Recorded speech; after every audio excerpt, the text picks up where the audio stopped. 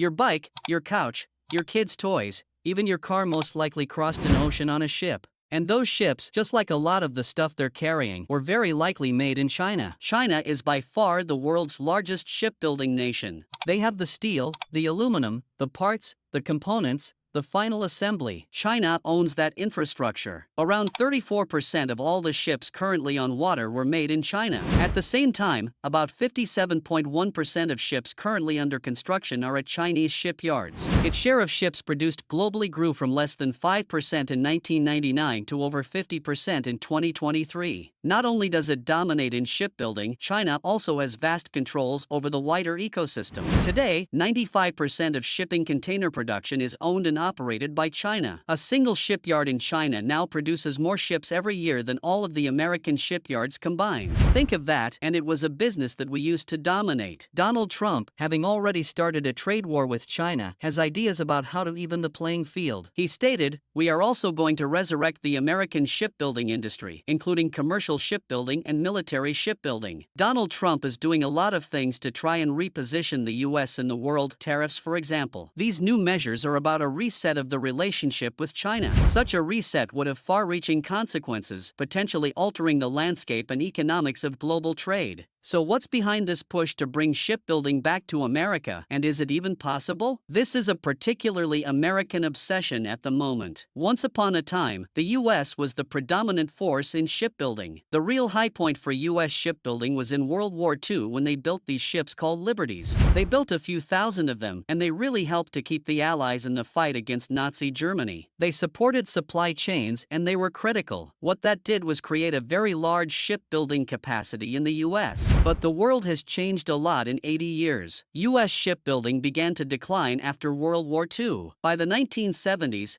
Japan was really taking over. By the 80s, Korea had joined, and by the 2000s, China had joined. And today, really those three countries are everything. China has been slowly building on this power in shipbuilding over the years, but it's only in recent years that it's overtaken South Korea and Japan as the world's top shipbuilding nation. In the 2000s, China joined the WTO, and from there on you can see the economy growing, which really generated a lot of demand for ships. In Beijing's 10th five-year plan, it actually came out with a vision for growing China's ports and also its shipbuilding industry. So that really laid the foundation and focus for its manufacturing sector, for its labor force to really rally around this vision of creating a globally competitive shipbuilding industry. Given the size and the scale of the way that China manufactures, this made sense. They were already very good at heavy manufacturing of things like steel beams and bars. It has a really strong domestic economy that is export-oriented. At the same time, China has a really highly skilled, highly educated, but relatively cheap labor force en masse, and these are the hands that you need to build really sophisticated ships. The government then helped support shipbuilding as a strategic sector for them to move into as they try to upgrade from basic manufacturing into more and more sophisticated products. And that sort of initial push of government plus the beginning of an infrastructure then becomes a reinforcing cycle. The more that you create ships, the cheaper each one is. That is in stark contrast to the US, which has been exporting its manufacturing jobs for decades. The US, like most advanced industrialized economies, is mostly a service economy. Manufacturing at the moment in the US across the board is only 8% of total employment. A China-built container ship is somewhere in the order of $55 million,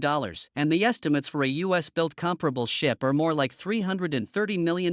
That price difference explains the massive disparity in ship production between 2020 and 2022. China had over 4,000 large ocean-going ships on the order books while the US had just 12. In 2024, the U.S. built 0.01% of the world's commercial ships. The Center for Strategic and International Studies reported that one Chinese state-owned shipbuilder built more commercial vessels by tonnage last year than the entire U.S. shipbuilding industry has built since the end of World War II. The problem with shipbuilding is that it's very capital-intensive, it's very labor-intensive. It requires a whole infrastructure of support. So if you want to move into large-scale production of very expensive, very sophisticated ships, then those are typically accompanied by significant subsidies, and that is where China's centralized government can really thrive. Between 2010 and 2018, China's government's broad support for shipbuilding totaled $132 billion.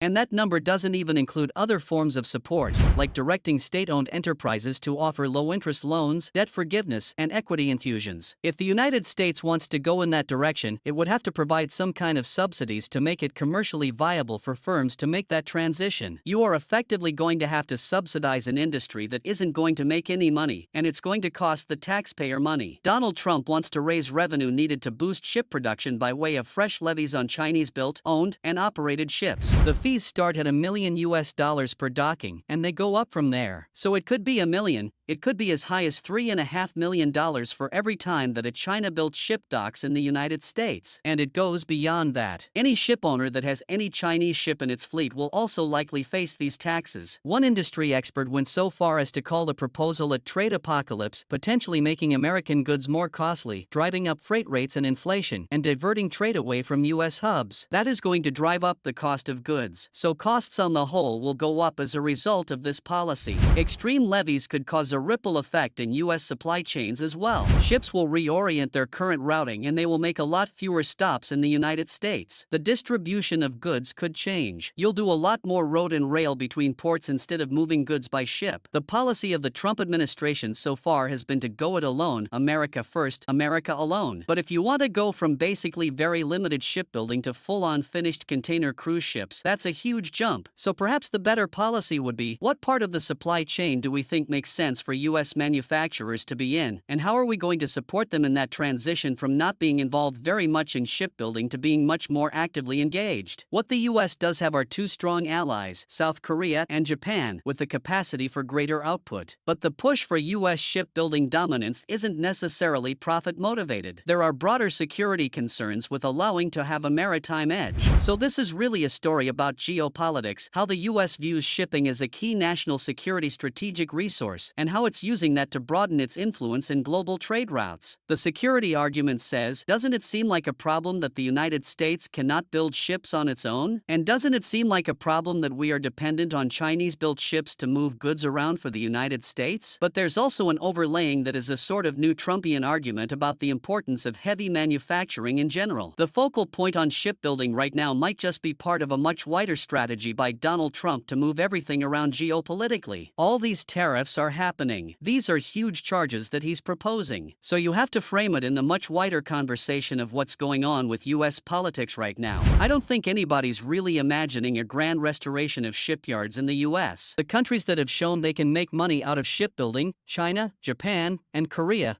are so dominant that it's hard to ever see a return to the way things used to be.